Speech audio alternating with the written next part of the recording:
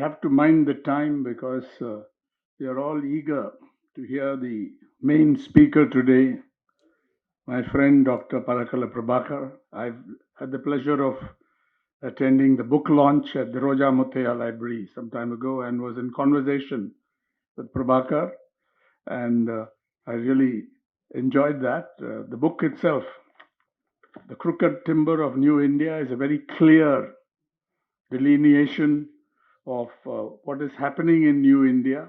It's critical, it's data based, and it's a powerful expose of the false claims and the false claim made by the current dispensation, among other things. Essays on a Republic in Crisis. That's the subtitle of the book.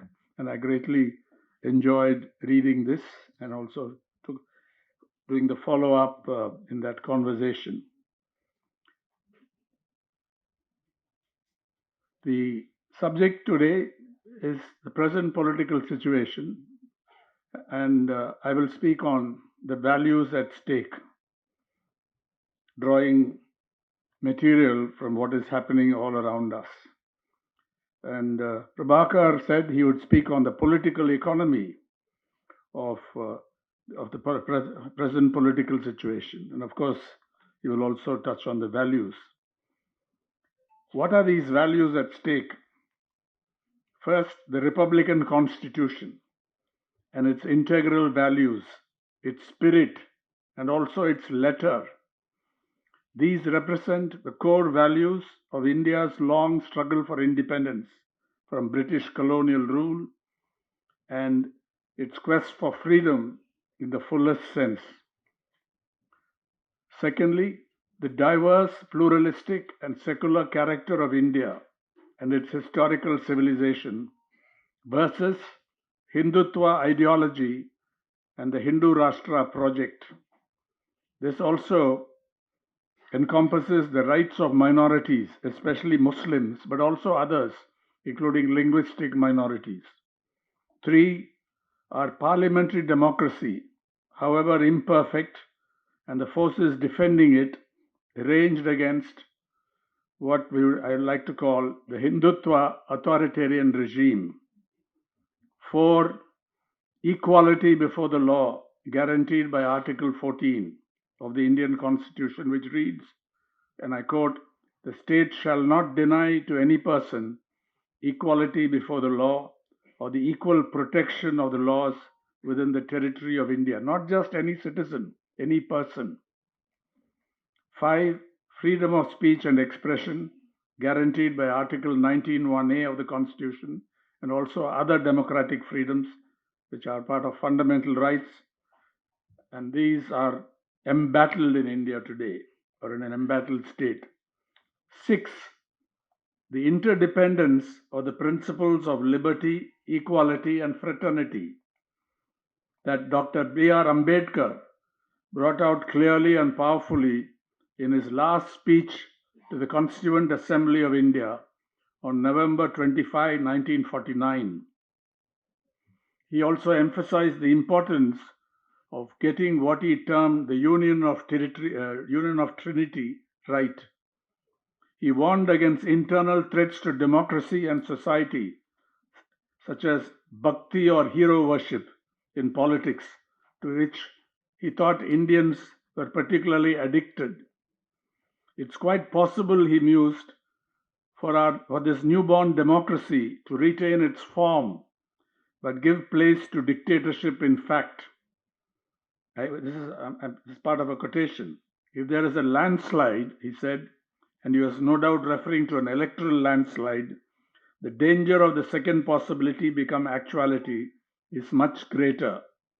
In support of his argument, Dr. Ambedkar recalled John Stuart Mill's famous caution to people interested in the maintenance of democracy not to, within quotes, lay their liberties at the feet of even a great man or to trust him with powers which enable him to subvert their institutions. This is very relevant to what is happening today when the Hindutva authoritarian regime seeks to go on the rampage, even during the election campaign. What are we ranged against? The image that comes to my mind instantly is Namaste Trump, Prime Minister Narendra Modi's signature extravaganza to welcome and celebrate then US President Donald Trump in Ahmedabad in February 2020. It was a spectacle worthy of this age of strongmen, Trump and Modi locked in a bear hug in a festival of mutual admiration and triumphalism at the world's largest cricket stadium, the Narendra Modi Stadium in Ahmedabad. This was a month, this is important, the timing. This was a month after the World Health Organization declared the COVID 19 outbreak as a public health emergency of international concern. And this was barely before the pandemic that eventually claimed an estimated at least 5 million lives in India was officially declared. That 5 million, the official toll is a small fraction, about 1/9 of the actual mortality during the pandemic as independently estimated. Modi and Trump have strikingly different social and political backgrounds and somewhat different governance and personal styles. But what they do have in common are an uncanny ability to work crowds up into a frenzy, a taste for the grandiose and delusions of grandeur, and most importantly, an authoritarian disdain for their constitutions and the values, spirit, and even the letter of these foundational charters. In their book, India's First Dictatorship, The Emergency 1975-77, Christoph Jaffrelot and Prathinav Anil argue that the emergency of 1975-1977, I'm old enough to remember what happened during the emergency, and some of us actually tried to fight it in our own ways. But they argue that the emergency was a concentrate of a style of rule, an elan available today, and that this involves a dialectical relationship between populism and authoritarianism. It is this potent mixture of populism, some self-styled economic development credentials. I won't go into that. I leave that to Dr. Prabhakar. I know that he will certainly, that will be one of the focal points of his address when he speaks about the political economy in the present political situation. The Hindu rights anti-democratic and anti-secular playbook and the strongman style of centralized and personalized rule. It is this that has enabled Mr. Narendra Modi to catapult himself from the chief ministership of Gujarat to the top political job in the country. Since coming to power, his BJP government has actively pursued a Hindu majoritarian, or to be more precise, a Hindu supremacist agenda that makes no secret of its intent to consolidate political power along the lines worked out by the ideologues of Hindutva and Hindu Rashtra.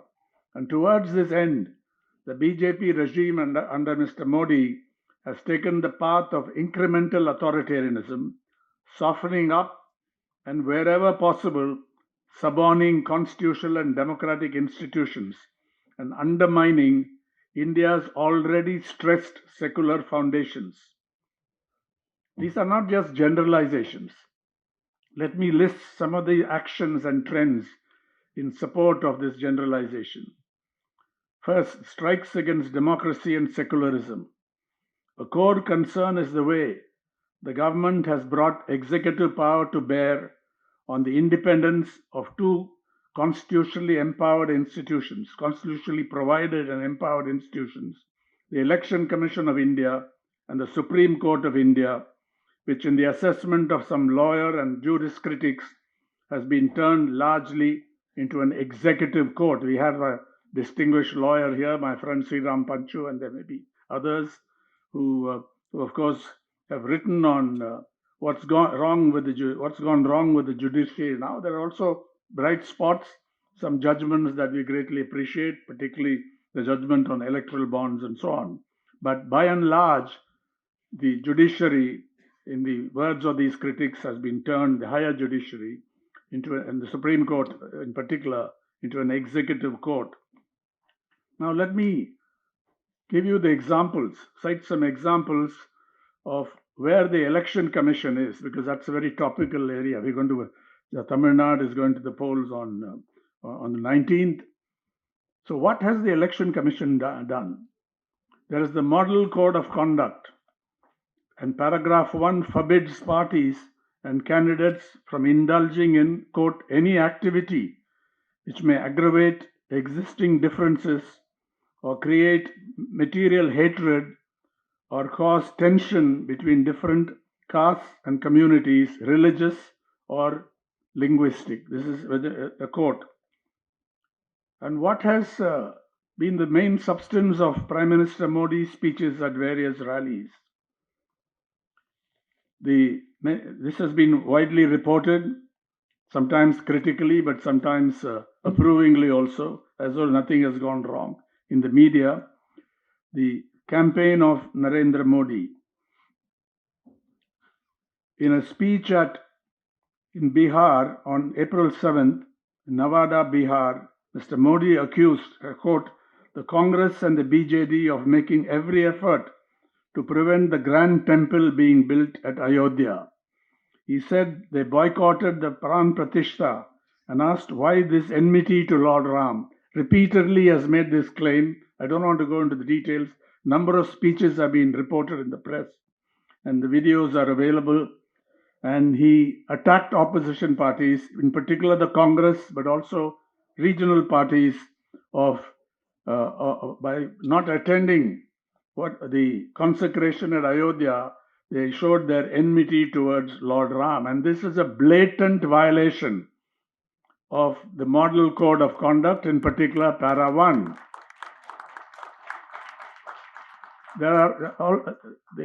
And the CPIM has officially complained to the Election Commission of India, pointing out that this is not only a violation of the Model Code, and they cite chapter and verse, but also a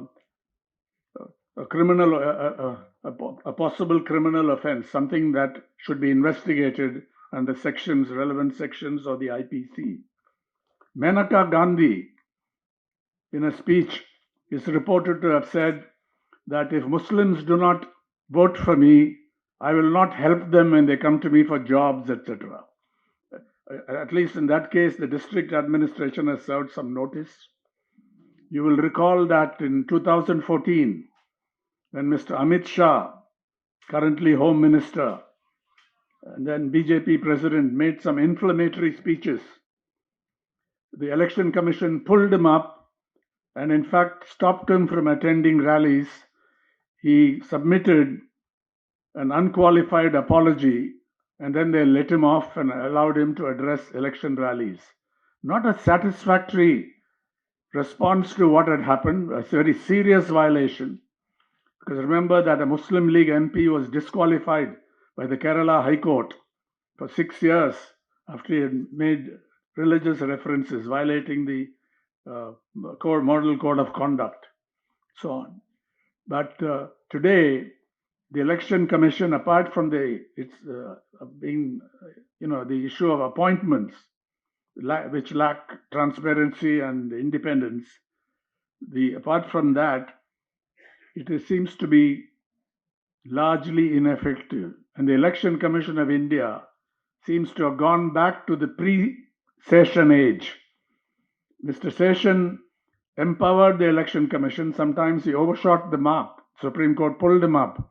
But who can deny that Mr. Session empowered the Election Commission and made it an independent body, gave it some independence, and that independence is now not only being eroded, I can hardly see any signs of it. That's the one strike. That's a very serious matter. Two major constitutionally empowered institutions being disempowered and virtually helpless. The Supreme Court, of course, not so. I've already said what the criticism is different, but so far as the Election Commission is concerned, it certainly lacks independence. But we shall see what the response is to this complaint made by the CPIM. Second, the government has conducted targeted assaults on freedom of expression, on media freedom and independence, and other fundamental rights. It has used anti terror, sedition, and other draconian laws to incarcerate without bail or trial and for prolonged periods journalists, students, human rights defenders, civil society activists, and troublesome critics of the government. The post 2014 downslide in media freedom and independence has seen India sink from the rank of 140 in 2014 to 161 in 2023 among 180 countries and territories in the World Press Freedom Index published by Reporters Without Borders. It 161 among 180 countries, lower than Pakistan. 3. In the decade 2014-2024, 19 journalists have been murdered in connection with their work across India, compared with 11 during the previous decade. Most of these murders have been committed against journalists reporting or investigating corruption, politics, crime, and human rights violations. There's no correlation between governments in power and these murders. That is a fact. But research suggests that communal and other forms of divisive politics and social polarization across India have made an already bad situation worse.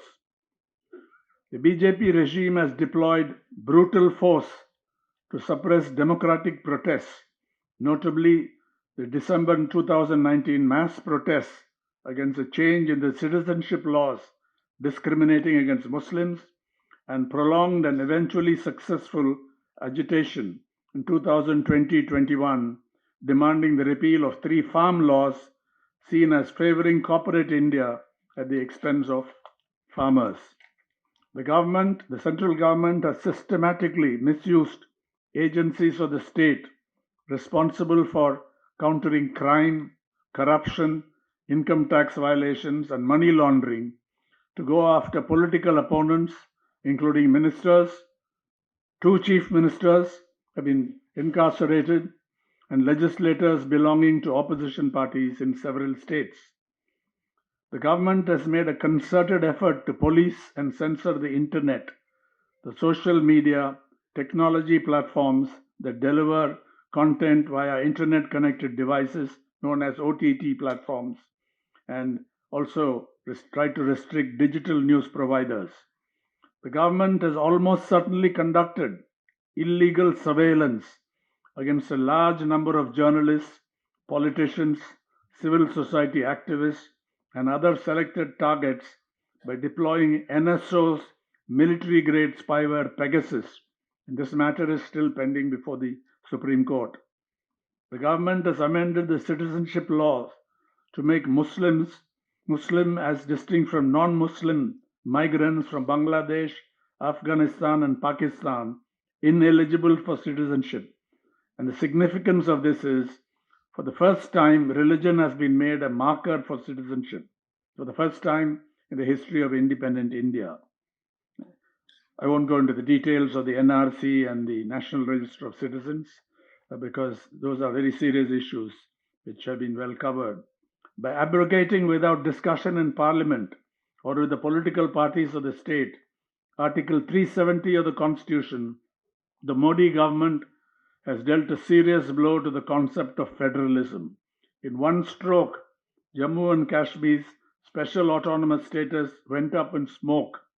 It was robbed of its statehood, and what we have now are 2 union territories ruled with an iron hand from the center, the Jammu and Kashmir in particular, as a union territory. There's been an unprecedented crackdown on political parties. All democratic rights have been suspended, and media freedom has been virtually extinguished in the Union Territory of Jammu and Kashmir. And last in my list of examples, it's not an exhaustive list, the BJP government has made use of governors who are openly partisan to try and undermine elected state governments run by opposition parties, thus embittering center-state relations in several cases. And one of the very worst Arguably, he competes with Arif Muhammad Khan in Kerala. One of the worst among these agents of the center is the Tamil Nadu Governor R.N. Ravi.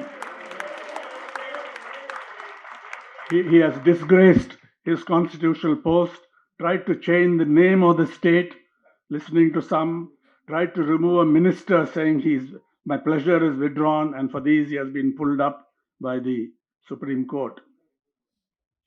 There are many other things that are going wrong here, and I don't want to take too much time, but we cannot but comment on the authoritarian disdain for the secular and democratic Constitution of India. That what happened in Ayodhya on or around January 22nd, 2024.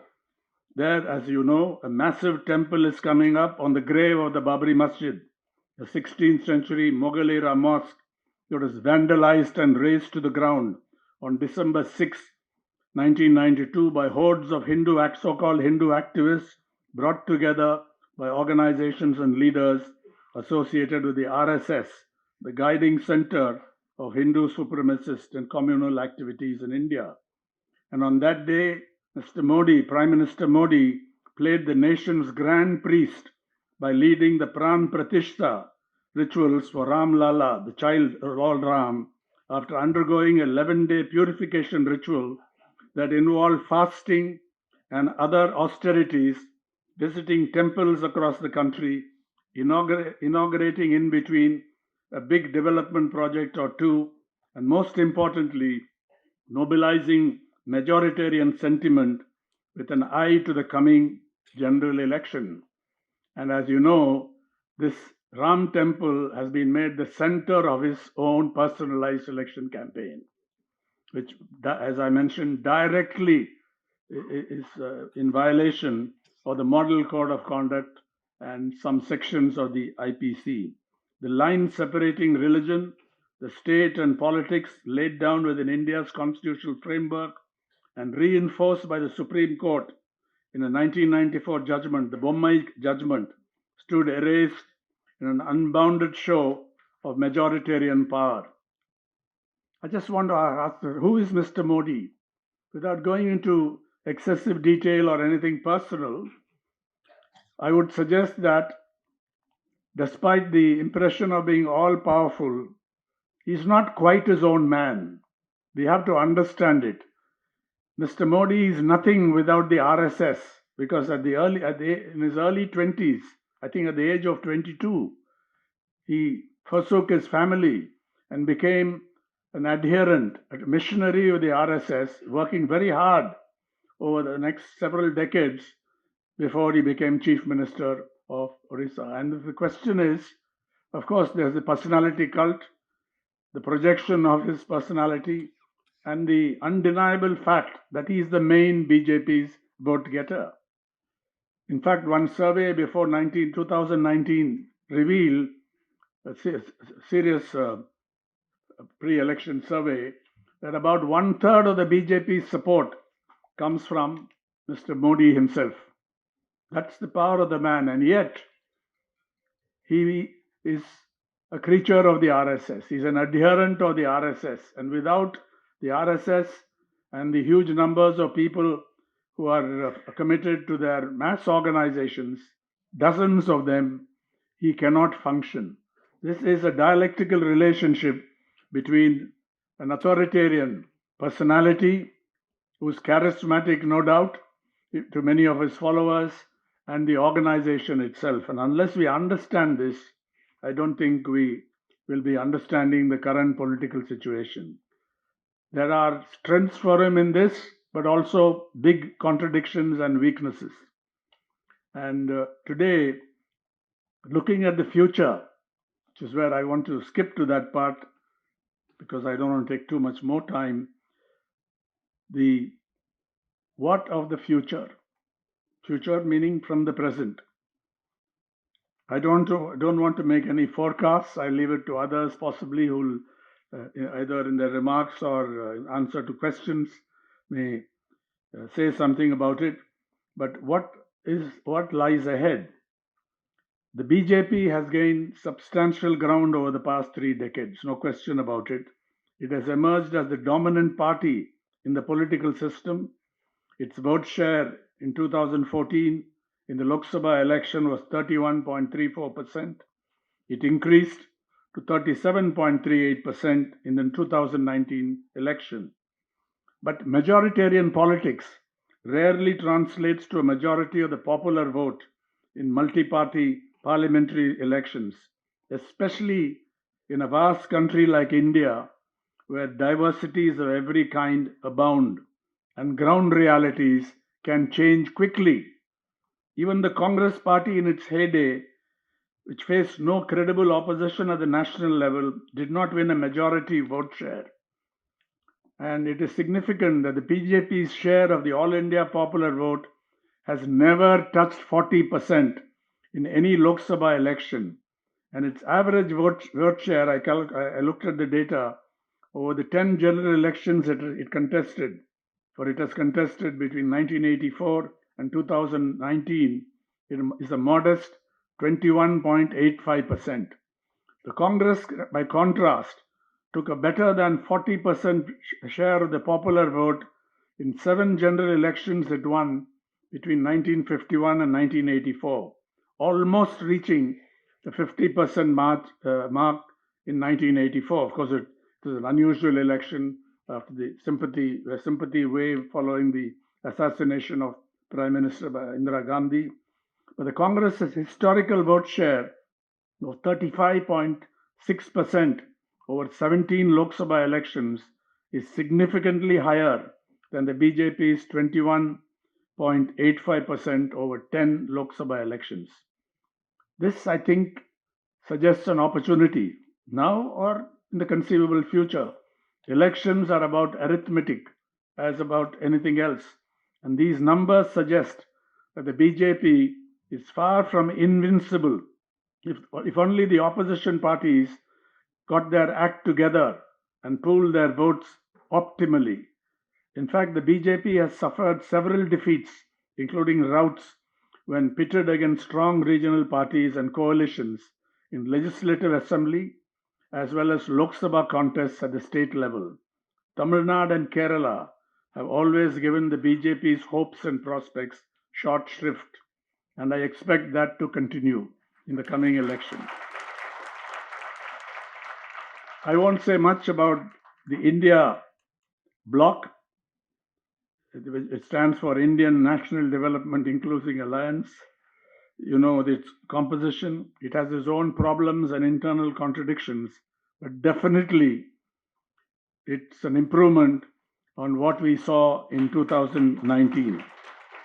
And I think it is going to emerge as a potent factor in the current political situation. I don't want to say anything on the economy. I had some notes on it, but I'll leave that to Dr. Prabhakar. But what I want to comment on briefly is the perceived nexus for the BJP government with big corporates, and this has involved a political as well as economic cost. Mr. Modi's closeness to the billionaire Gautam Adani, the Adani group of companies, they were targeted with devastating consequences, as you'll recall, by Hindenburg Research in a report published in January 2023. And this nexus has drawn allegations of cronyism and cover-up. And there's been a furious fight back, not just by Mr. Gautam Adani.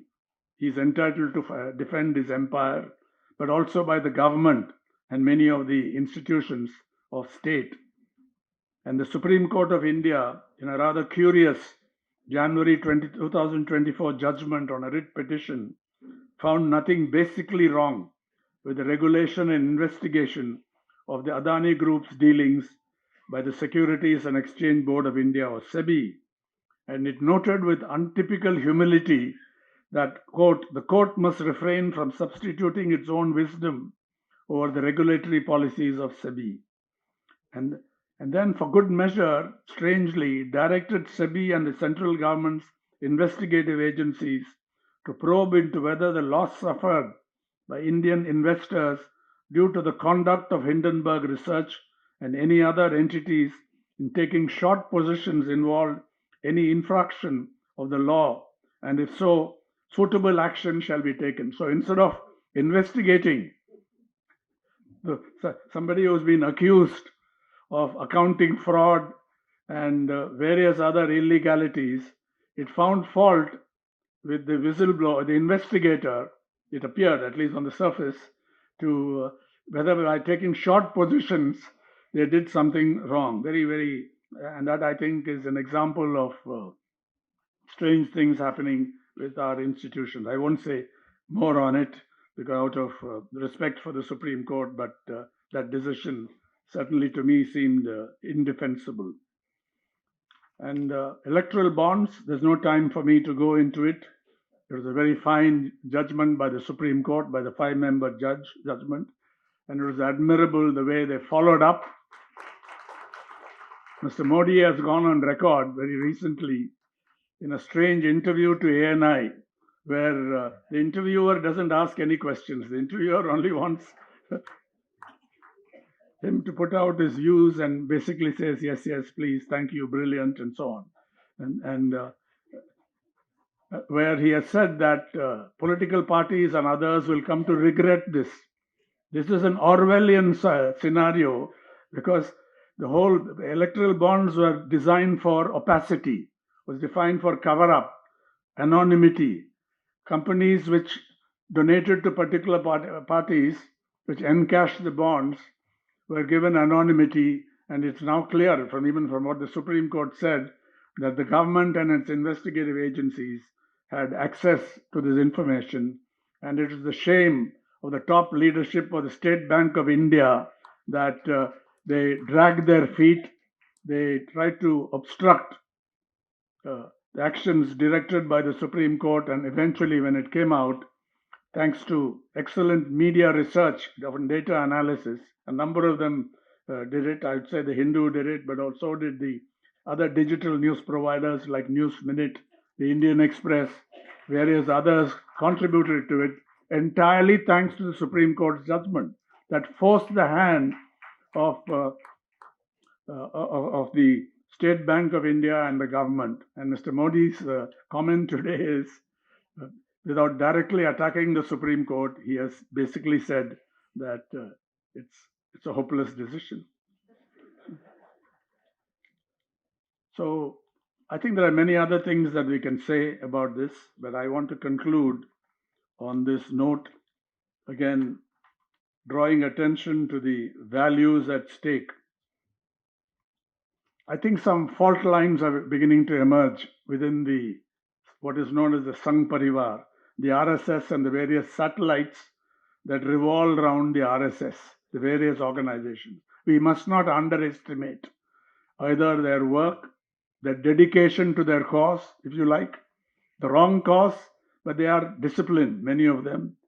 They frequently flout the Constitution and the laws, but we cannot afford to underestimate them. But once a group of organizations, institutions like that spread, contradictions are bound to emerge, and we are seeing that in many cases. So what about the relationship between the top BJP leaders and the RSS? Nobody knows. But I think there is some unease about that. As long as Mr. Modi and Mr. Amit Shah are able to deliver on the core RSS demands, then there will be peaceful coexistence, but I'm not sure that the contradictions will not soon overtake them. And this excessive dependence on a leader with no competitor or success in sight, combined with the age factor, because Mr. Modi will be nearly 79. I'm going to be 79 soon, but he'll be 79 at the end of his next term if he wins the next term. And I think they're going to have a huge problem on their hands in finding leaders, because this is the finding of polls, at least 1/3 of the BJP support comes for Prime Minister Narendra Modi. To reiterate and sum up, in the current rapidly evolving political situation, the duty of all patriots, all citizens who want India and its 1.44 billion people to do well, is to do their utmost to defend our Republican Constitution. This means protecting its letter, its integral values, and its spirit, which are threatened by the Hindutva authoritarian regime and by the Hindu Rashtra project. It means doing everything to safeguard the diverse, pluralistic, and secular character of India and its historical civilization. This includes defending the rights of minorities, especially Muslims, but also others, and as I said, including linguistic minorities. And the issue of Hindi imposition definitely has not gone off the agenda. We have nothing against Hindi as a language, as leaders of the Dravidian movement and others have made clear, but imposition is something that the people of Tamil Nadu and possibly some other southern states will not tolerate.